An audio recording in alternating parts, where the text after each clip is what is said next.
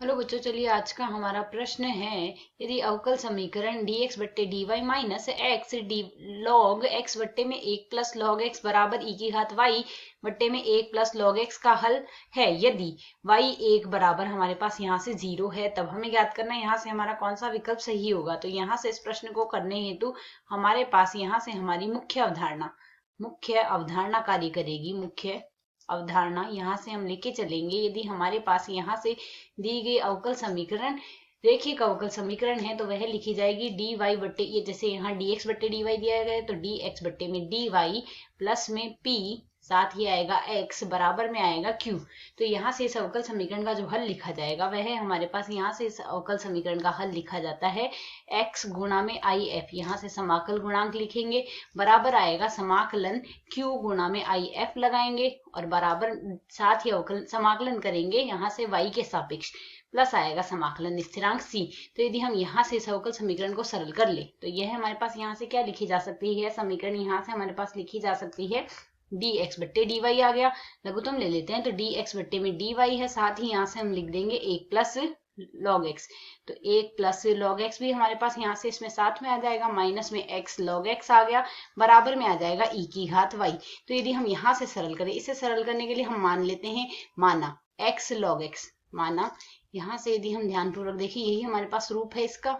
तो यहाँ से यदि हम सरल करते हैं तो इसे हम मान लेते हैं x log x बराबर है हमारे पास t के। तो यदि दोनों पक्षों का अवकलन कर दें तो हमारे पास क्या आएगा, u गुणा v के रूप में अवकलन करेंगे। तो जब u गुणा v का हमारे पास अवकलन किया जाता है तो पहले u का अवकलन होता है v ऐसा का ऐसा आता है, प्लस v का अवकलन होता है u ऐसा का ऐसा आता है।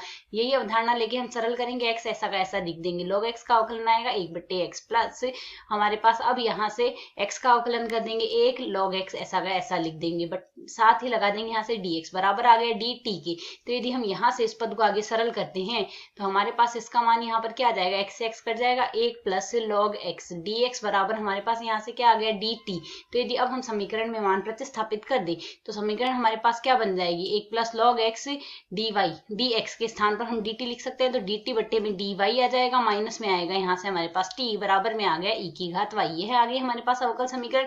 तो यदि हम यहाँ से व्यापक समीकरण से तुलना करें तो p बराबर माइनस का 1 आ रहा है और q बराबर e की घात y आ रहा है। तो यदि आई एफ समाकल गुणांक निकाले, समाकलन गुणांक आएगा हमारे पास e की घात समाकलन p dy हम लेंगे। तो यहाँ से यदि हम सरल करें e की घात माइनस में dy आ गया, जो किसका मान आएगा e की घात माइनस y। अब यहाँ से यदि हम इसका हल देखें तो इस समीकरण का जो हल है वह हमारे पास लिखा जाएगा। तो यदि अब हम यहाँ से हल निकालने का देखें तो हल हमारे पास यहाँ से क्या बनेगा, t गुणा में, यहाँ से हमारे पास t था समीकरण में, तो t गुणा e की घात माइनस का y आएगा, बराबर आएगा समाकलन e की घात माइनस y गुणा e की घात y dy प्लस समाकलन स्थिरांक लगा देंगे c। इसे यदि हम सरल करेंगे तो t गुणा e की घात माइनस y, e की घात माइनस y से e की घात प्लस y कट जाएगा और dy का समाकलन आएगा y प्लस समाकलन स्थिरांक लगा देंगे c।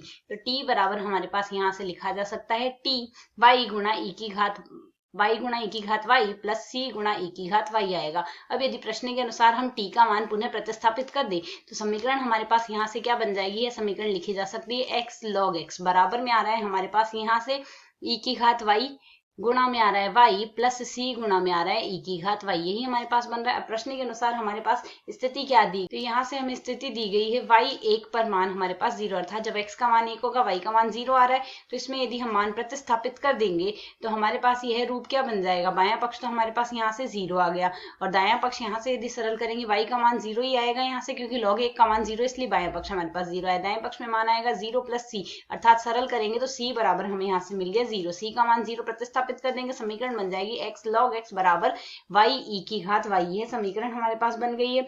इसे यदि हम आगे सरल करते हैं तो हमारे पास समीकरण क्या लिखी जा सकती है, log x की घात x लिखा जा सकता है, यह पद बराबर आएगा y e की घात y। इसे यदि सरल करते हैं तो x की घात x बराबर हमारे पास यहाँ से क्या बन जाएगा, इसे सरल करके हम लिख देंगे e की घात y गुणा e की घात y की घात e की घात y। हमारे पास ये बन रहा है हमारे पास मान। तो यदि अब हम यहाँ से विकल्पों से तुलना करें तो हमारा कौन सा विकल्प यहाँ से सही होगा, यहाँ से हमारा विकल्प x की घात x बराबर e की घात y गुणा e की घात y, अर्थात विकल्प ए यहाँ से सही है। आशा है समझ आया। धन्यवाद।